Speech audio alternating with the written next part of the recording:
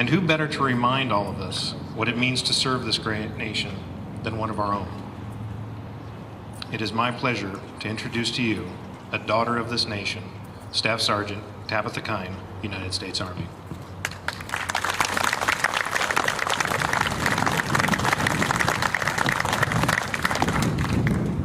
Good afternoon. My name is Staff Sergeant Tabitha Kiehn, and I have been serving in the active services with the Army for the last 8 years.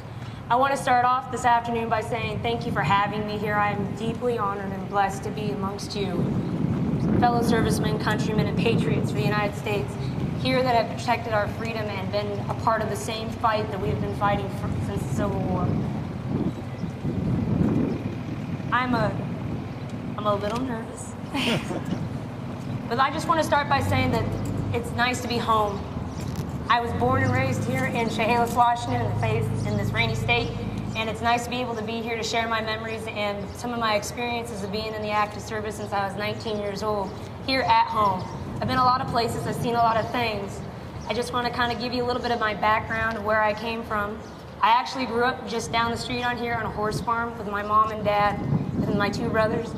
And from there, I grew up kind of a headstrong teenager where my parents completely encouraged me to continue to just be who I am, do what I want to do, that the sky's the limit, and no matter what I do, I can reach my goals. So when I turned 19, I graduated school, I decided I wanted to join the service. My parents didn't have the foggiest where I disappeared to for 3 days when I went and enlisted, but when I came back and enlisted in the United States Army, I held up a contract saying, "Mom and Dad, I'm going to the Army." They're like, "What? Where have you been?" Yeah. So I found myself 6 months later on an airplane, first time leaving out of home, away from my family, to South Carolina, Fort Jackson, to do my basic combat training as a young soldier. Not really sure what was ahead of me, but the next thing I knew, I was going to become a part of something bigger than myself, become part of a team, a part of a family, to fight for those who don't necessarily have the will or the means or the way to stand up and do it themselves. So when I went to basic training, I had a little bit of a heartache there being away from home. And every time I walked into the DFAC, it was always nice. My drill sergeant would look at me, I'd walk in to get chow, and he'd look at me and go, "Soldier, did your mama know you're here playing Army?" I was like, "Roger that, drill sergeant." He'd go, "She knows I escaped and she can't get me back." He's like, "Go get your chow." And every day he'd ask me the same question. Well, I moved on from Fort Jackson over to Fort Lee, Virginia. And at Fort Lee, Virginia, I received my training where I became a 92 Yankee, which is a supply person, unit supply. And so I became a person that was able to get the bullets and the beans for the armed forces, to be able to get the things they need and get rid of the stuff they don't, keep them outfitted for their deployments, to keep us the combat fighter war ready. And while I was in AIT, I saw a video of a bunch of people jumping out of an airplane with parachutes on their backs. Well, I didn't know what this was, and I didn't know what it entailed, but it looked like fun. And what the heck, why not? That looks like fun. Why not jump out of a perfectly good airplane? So I decided to go ahead, sign a contract that would send me to airborne school right out of AIT. And I called home to my mom, and I told my mom what I just did, and she goes, "Why in the world would you want to jump out of a perfectly good airplane?" I don't know, it looks like fun.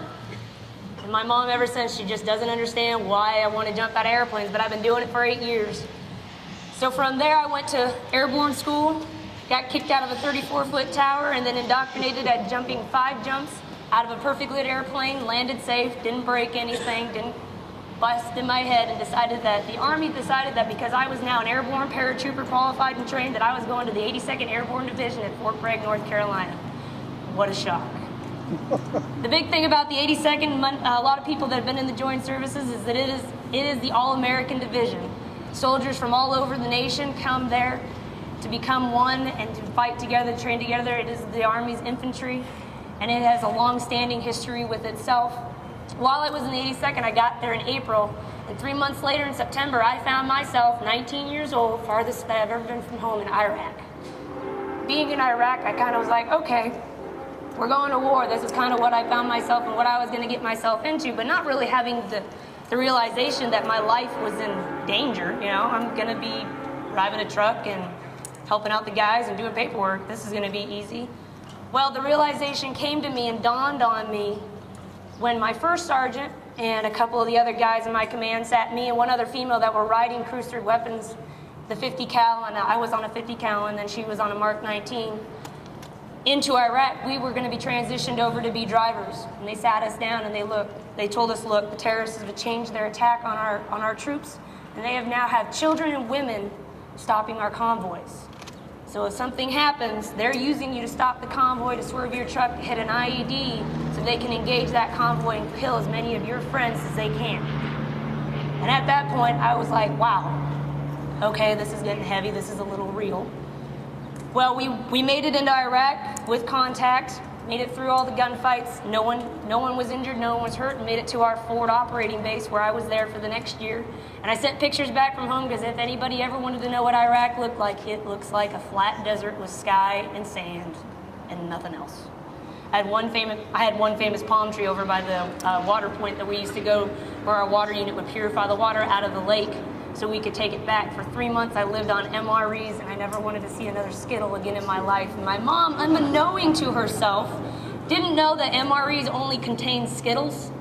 And so she sent me a care package when we finally got our mail system set up of a giant bag of Skittles because it doesn't melt in 140-degree weather. I couldn't pay people to take them. I think those Skittles are still somewhere in Iraq.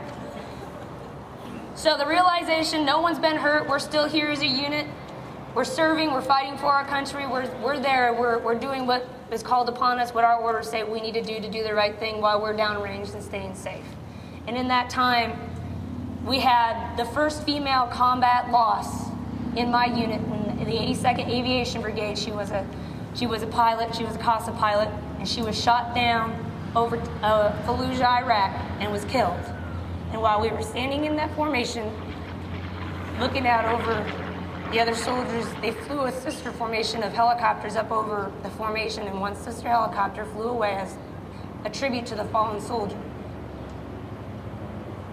From that day on, our ranks were losing soldiers. People who weren't going to come home, people who weren't going to find their families. The fallen heroes, the fallen heroes will never be forgotten. Amen. Well, I came home from Iraq, back to the 82nd, back to Fort Bragg, and unfortunately for me, my family was not able to be there upon my redeployment, my return home. So we got off the plane, we got on the cattle trucks, and we drove back to the gym. We did our formation. Me and a couple of the other guys that were all privates at the time looked at each other, shook each other's hands, and like, all right, let's go back to the barracks. Well, I did another year in the 82nd before I had the opportunity to re-enlist and stay in the Army. And in that time, I had, and not at the time, was it very funny, but at that time, I did my last airborne operation, and I've had a lot of people ask me about this story. I did my last airborne operation in the 82nd Airborne, and what we like to do is we do mass TAC airborne ops. And what that includes is you have a C-17, you got about 5 of them, and you got some C-130s, and they're all flying at the same time, and they're loaded with troops and parachutes. And they drop a bunch of equipment out of the tail end of the bird, they fly back around, and a whole C-17 can contain 84 jumpers.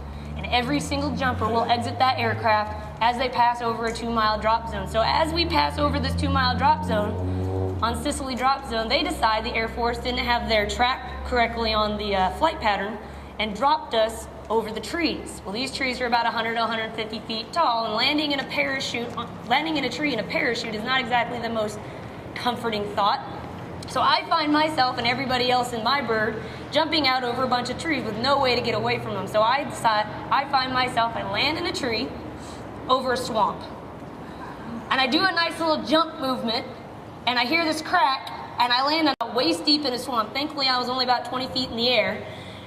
And I'm sitting there, and I'm like, okay, so I have a 40, 50-pound rucksack on my, well, they sit right here at the legs. So I got my rucksack on my legs. I have my weapons case on my side. With my weapon, I have my nods, I have my helmet, and I have my parachute. Altogether, my equipment weighs more than I do. And I am in a swamp up to my waist. And I'm like, okay, it's about 1 o'clock in the morning, we can do this. So I get all my equipment off, and I get out of this, and I get on a little island, and I'm kind of about ankle deep, and I'm looking around, and I'm looking at my parachute, and I'm like, oh, this isn't gonna be good. So they give us Kim lights at that time, and they're red and green. Green is for having to need help for equipment recovery. Red is for someone's injured on the drop zone and needs a medic. So I get all my equipment, it takes me about 2.5 hours. I get all my equipment together, I get my rucksack on my back, my weapons around on me. I got my helmet on. I'm good to go. We have an aviator's kit bag that we put all of our parachute in. I get my aviator's kit bag and I throw it up over my head. I go to take my first step and I find myself head deep in the swamp with my helmet on, aviator's kit bag stuck on my helmet, doing the kicking chicken, trying to get out of the swamp and get this aviator's kit bag off my head. Well, I finally, as I'm thinking about this is the best thing I can do tonight, get the aviator's kit bag off myself. I get back up. I'm soaked to the skin. I'm like, are you serious? It's like 3 o'clock in the morning. So I decide, instead of trying to walk out of the swamp, I'm dragging my equipment out of the swamp. I get out of the tree line. It looks like Christmas. You got red and green kin lights all the way down. Everybody's trying to drag their equipment out. And I sit on my rucksack and I'm like, I got my cell phone. I pull my cell phone. I got a signal. And I'm like, where is my mother right now? And I call home. 3 o'clock in the morning, I call home after dragging a parachute and all my equipment out of the swamp after landing in a tree, and I call my mom and I tell her I just landed in a tree over a swamp and I'm wet. She's like, oh my gosh, I thought that I had a bad feeling about this jump. It's your fault. And to this day, at that time I didn't think it was very cute, but as I'm walking 2 miles across the drop zone with all my wet equipment that now weighs more than it did before, going squish, squish, squish, I'm like, I just want to be home in bed with my teddy bear and my parents.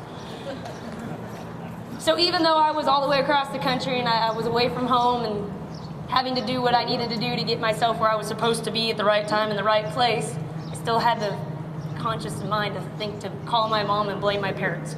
So after that little episode, I found myself in the position to re-enlist. And at the time in the 82nd, I was a bit of a hard-headed child, and I could say anything I wanted to, and you can't tell me what to do. Yeah, that didn't work out well for me. So the Army kind of taught me a standard. They taught me what to do, and I wanted to get home as quickly and as efficiently as possible. I wanted to stay in the armed forces. I wanted to stay in an airborne unit. I liked jumping, but I wanted to come back to Washington. Well, the only way for me to do that was to come to the 1st Special Forces Group, where I am currently stationed now and have been since 2005. And to come to the 1st Special Forces Group is an honor and very, very humbling to be amongst some of the quiet professionals that serve in my unit. But for me to come here, we had to make a couple phone calls, and they finally got me on orders, and I re-enlisted, signed the line, and next thing I know, my dad comes out. We make the drive all the way across country, stopping to see a couple horse shows on the way, because I love horses, and got all the way back to Washington, and I moved right back into my parents' house. And found myself going to Fort Lewis, and at Fort Lewis, I've had the opportunity to do a lot of really cool things with the 1st Special Forces Group. While I've been serving in 1st Group, I became a jump master, which gives me the ability to not only jump out of airplanes, but kick people out of planes first, and then jump after them. I also get to train people how to jump and also how to do what I do as a jump master, which is, I can't believe they pay me. I also get to shoot a variety of cool guns that you don't get to really see anywhere else other than the military and the Special Forces community. I get to work with some of the best known people that are out there and that are the best at what they do.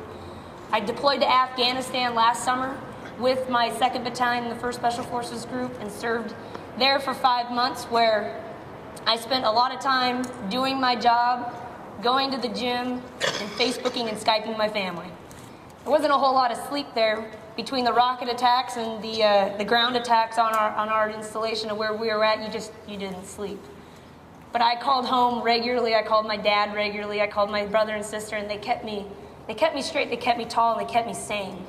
And the thing that a lot of people that aren't directly associated with the military or someone who served or has been serving has a history with it, they forget how important it is for the families and what the families go through and have to do for us.